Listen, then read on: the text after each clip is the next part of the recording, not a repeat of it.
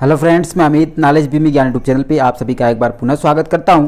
Friends, आज की video में हम लोग भूगोल अर्थात जियोग्राफी के अंतर्गत जो है सौर मंडल से संबंधित 40 महत्वपूर्ण प्रश्नों को देखेंगे, जो कि बीएचयू बीए एंट्रेंस एग्जाम 2021 की दृष्टि से काफ़ी महत्वपूर्ण होने वाला है। यह जो मेरा वीडियो है यह जो है सौर मंडल के ऊपर जो है पार्ट 1 है, ठीक है। यानी इसके ऊपर मैं एक वीडियो और लेकर आने वाला हूँ, उसमें भी मैं लगभग जो है कि 40 महत्वपूर्ण प्रश्नों के बारे में आप लोगों को बताऊंगा, ठीक है। तो आज की वीडियो में चलिए हम लोग बगैर समय नष्ट करते हुए भूगोल के अंतर्गत जो है सौर मंडल से संबंधित 40 महत्वपूर्ण वैकल्पिक प्रश्नों को हम लोग एक एक करके देख लेते हैं। तो फ्रेंड्स, जैसा कि आप देख सकते हैं यहाँ पर मैंने पहला क्वेश्चन लिखा हुआ है, ठीक है ना, जो सौर मंडल से रिलेटेड है, ठीक है, कि बिग बैंग थ्योरी का प्रतिपादन किसने किया था, ठीक है। यहाँ पर मैंने देखिए 4 ऑप्शन लिखा हुआ है, तो इसमें से जो आपका राइट आंसर है वह है ऑप्शन नंबर 3 यानी जॉर्ज लेमेंतेयर, ठीक है। आगे बात करते हैं, अगला क्वेश्चन है खगोलीय दूरी मापने की सबसे बड़ी इकाई क्या है, ठीक है। तो अगर इसके राइट आंसर की हम लोग बात करते हैं तो खगोलीय दूरी मापने की सबसे बड़ी इकाई जो होता है वो होता है पारसेक, ठीक है। आगे बात करते हैं, अगला क्वेश्चन देखिए मैंने यहाँ पर लिखा है बिग बैंग थ्योरी की विस्तृत व्याख्या किसने किया था, ठीक है। तो इस क्वेश्चन की अगर हम लोग राइट आंसर की बात करते हैं तो यहाँ पर आपका जो राइट आंसर है वह है ऑप्शन नंबर 1 यानी रॉबर्ट बेकनर ने जो है बिग बैंग थ्योरी का विस्तृत व्याख्या किया था, ठीक है। आगे बात करते हैं, अगला क्वेश्चन मैंने लिखा है एक पारसेक कितने प्रकाश वर्ष के बराबर होता है, ठीक है ना। तो अगर इसके राइट आंसर की हम लोग बात करते हैं तो यहाँ पर जो आपका ऑप्शन नंबर 2 है, ठीक है ना, यानी 3.26 प्रकाश वर्ष होता है एक पारसेक में, ठीक है ना। आगे बात करते हैं, देखिए यहाँ पर जो 5वां क्वेश्चन है वो मैंने लिखा है हमारा सौर मंडल जिस आकाश गंगा में है उसे क्या कहते हैं, ठीक है ना। यहाँ पर देखिए मैंने 4 ऑप्शन लिखा है, तो इसमें से अगर राइट आंसर की बात करते हैं तो यहाँ पर जो आपका ऑप्शन नंबर 3 है, ठीक है ना, यानी जो मंदाकिनी है ये सही है, ठीक है। आगे बढ़ते हैं और आगे के क्वेश्चनों को हम लोग देख लेते हैं। अगला क्वेश्चन देखिए मैंने यहाँ पर 6 नंबर जो क्वेश्चन है वो लिखा है खुली आंखों से कितने तारों को देखा जा सकता है, ठीक है ना। तो अगर इस क्वेश्चन के हम लोग राइट आंसर की बात करते हैं तो यहाँ पर जो आपका ऑप्शन नंबर 4 है, ठीक है ना, यानी जो 20,000 है ये सही है, ठीक है। आगे बात करते हैं, अगला क्वेश्चन देखिए मैंने लिखा है संपूर्ण ब्रह्मांड में लगभग कुल आकाश गंगाओं की संख्या कितनी है, ठीक है ना। तो अगर इस क्वेश्चन के हम लोग राइट आंसर की बात करते हैं तो यहाँ पर जो आपका ऑप्शन नंबर जो 1 है, ठीक है ना, ये सही है, ठीक है ना, 10 के पावर 11, ठीक है ना, यानी 11। अगला देखिए क्वेश्चन मैंने लिखा है संपूर्ण ब्रह्मांड में लगभग कुल तारों की संख्या कितनी है। तो अगर इस क्वेश्चन के हम लोग राइट आंसर की बात करते हैं तो यहाँ पर आपका जो ऑप्शन नंबर 3 है, ठीक है ना, ठीक है, 10 के पावर जो आपका 22 है, ठीक है, ये सही है। आगे बात करते हैं, अगला क्वेश्चन देखिए मैंने लिखा है हमारी आकाश गंगा मंदाकिनी के सर्वाधिक नजदीक स्थित आकाश गंगा कौन है, ठीक है ना। हमारी जो आकाश गंगा है मंदाकिनी उसके सर्वाधिक नजदीक स्थित आकाश गंगा कौन सी है, ठीक है। तो देखिए मैंने यहाँ पर 4 ऑप्शन लिखा है, तो इन 4 ऑप्शनों में से अगर हम लोग राइट आंसर की बात करते हैं तो यहाँ पर जो आपका ऑप्शन नंबर 1 है, ठीक है ना, ये जो देवयानी है, ठीक है, ये हमारे आकाशगंगा मंदाकिनी के सबसे निकट है, ठीक है। आगे बात करते हैं, अगला क्वेश्चन देखिए मैंने यहाँ पर लिखा है हमारे सौर मंडल के सबसे नजदीक स्थित तारे का क्या नाम है, ठीक है ना। तो हमारे सौर मंडल के सबसे नजदीक स्थित तारे के अगर नाम की बात किया जाए तो यहाँ पर आपका जो ऑप्शन नंबर 1 है, ठीक है ना, प्रॉक्सिमा जो सेंचुरी है ये सही है, ठीक है ना। सबसे अगर पृथ्वी के सबसे निकट की बात आएगी तो सूर्य है, ठीक है ना, लेकिन सौर मंडल के सबसे निकट की बात आएगी तो प्रॉक्सिमा सेंचुरी है, ठीक है ना। आगे बात करते हैं, देखिए अगला क्वेश्चन मैंने यहाँ पर लिखा है जो क्वेश्चन नंबर 11 है, ठीक है ना, थोड़ा सा ऊपर कर लेते हैं, दिख नहीं रहा तो देखिए यहाँ पर जो मैंने क्वेश्चन नंबर 11 लिखा है वह है सौर मंडल से दूसरा सबसे नजदीक स्थित तारे का नाम क्या है, ठीक है ना। सौर मंडल से दूसरा सबसे नजदीक स्थित तारे का नाम क्या है। तो अगर दूसरा सबसे नजदीक स्थित तारे का नाम पूछेगा तो यहाँ पर जो मैंने 4 ऑप्शन लिखा है उसमें से आपका ऑप्शन नंबर 2 सही है, यानी साइरस, ठीक है। आगे बात करते हैं, देखिए अगला क्वेश्चन मैंने लिखा है ब्लैक होल की खोज किसने किया था, ठीक है ना। तो ब्लैक होल की खोज किसने किया था, अगर इसके हम लोग राइट आंसर की बात करते हैं तो यहाँ पर जो पहला आपका ऑप्शन है यानी जो चंद्रशेखर है, ठीक है ना, इन्हीं ने जो है कि ब्लैक होल की खोज किया था। आगे बात करते हैं, अगला क्वेश्चन देखिए मैंने यहाँ पर लिखा है सबसे बड़ा तारामंडल का क्या नाम है, ठीक है ना, सबसे बड़ा तारामंडल का क्या नाम है। तो अगर हम लोग राइट आंसर की बात करते हैं तो यहाँ पर आपका ऑप्शन नंबर जो 3 है यानी जो सेंटारस है ये सबसे बड़ा तारामंडल है, ठीक है। अगला क्वेश्चन देखिए मैंने लिखा है आकाश गंगा में कुल तारामंडल की संख्या कितनी है, ठीक है ना। तो अगर हम लोग राइट आंसर की बात करते हैं तो आकाश गंगा में जो है कुल तारामंडल कितने हैं, 89 है, यानी आपका ऑप्शन नंबर 3 जो है सही है, ठीक है। आगे बात करते हैं और तो अगला क्वेश्चन देखिए यहाँ पर जो क्वेश्चन नंबर 15 यानी 15 है वह है सप्तऋषि तारामंडल को यूरोपवासी क्या कहते हैं, ठीक है ना। सप्तऋषि तारामंडल को यूरोपवासी क्या कहते हैं? तो अगर इसके राइट आंसर की हम लोग बात करते हैं तो उसको क्या कहते हैं भाई? ग्रेट बियर कहते हैं, ठीक है ना। अगला क्वेश्चन देखिए मैंने यहाँ पर लिखा है, पृथ्वी सूर्य की परिक्रमा के दौरान कितने तारामंडल से होकर गुजरता है, ठीक है ना। तो इस क्वेश्चन के अगर हम लोग राइट आंसर की बात करते हैं तो जो है वो आपका ऑप्शन नंबर 4 सही है, यानी 12 तारामंडलों से होकर गुजरता है, ठीक है। अगला क्वेश्चन देखिए मैंने लिखा है, सर्वाधिक प्रकाश उत्सर्जित करने वाला तारा किस रंग का होता है, ठीक है ना। तो इसके अगर हम लोग राइट आंसर की बात करते हैं तो यहाँ पर जो आपका ऑप्शन नंबर 2 है वो सही है, नीला, ठीक है ना। सर्वाधिक प्रकाश उत्सर्जित करने वाला जो तारा होता है वो नीले रंग का होता है, ठीक है। आगे बात करते हैं, अगला क्वेश्चन देखिए मैंने यहाँ पर लिखा है, सूर्य मंदाकिनी का चक्कर कितने वर्षों में पूरा करता है, ठीक है ना। तो इस क्वेश्चन के अगर हम लोग राइट आंसर की बात करते हैं तो यहाँ पर आपका देखिए थोड़ा सा दिक्कत हो गया, ठीक है ना। यहाँ पर देखिए जो क्वेश्चन नंबर 18 है, ठीक है ना, क्वेश्चन नंबर जो 18 है उसका देखिए राइट आंसर यहाँ पर क्वेश्चन नंबर 19 में जो 3rd है, ठीक है ना। और जो आपका क्वेश्चन नंबर 19 है उसका राइट आंसर जो है कि आपका 18 का पहला है, ठीक है ना, यानी ऊपर नीचे हो गया, ठीक है। तो सूर्य मंदाकिनी का चक्कर कितने वर्षों में पूरा करता है, इसका जो राइट आंसर होगा वो यहाँ पर देखिए क्वेश्चन नंबर 19 में हमने लिख दिया है, ठीक है ना, 25 मिलियन वर्ष, ठीक है। अगला क्वेश्चन देखिए जो मैंने यहाँ पर 19 क्वेश्चन लिखा है वह है, पृथ्वी से सूर्य की औसत दूरी कितनी है, ठीक है ना। तो इसका जो राइट आंसर है वो मैंने ऊपर वाले क्वेश्चन में लिख दिया है, ठीक है।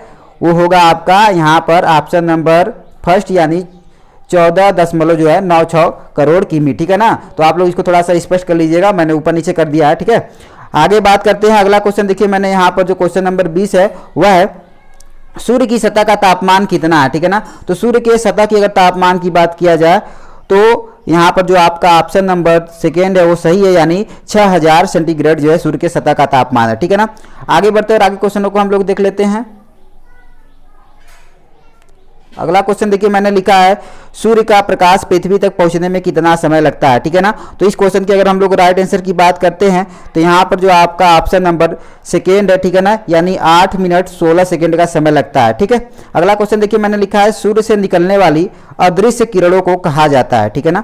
सूर्य से निकलने वाली अदृश्य किरणों को कहा जाता है, तो क्या कहा जाता है? अगर इसके राइट आंसर की हम लोग बात करते हैं तो यहाँ पर जो आपका ऑप्शन नंबर 1 है, ठीक है ना, यानी जो परावैंगनी है ये सही है।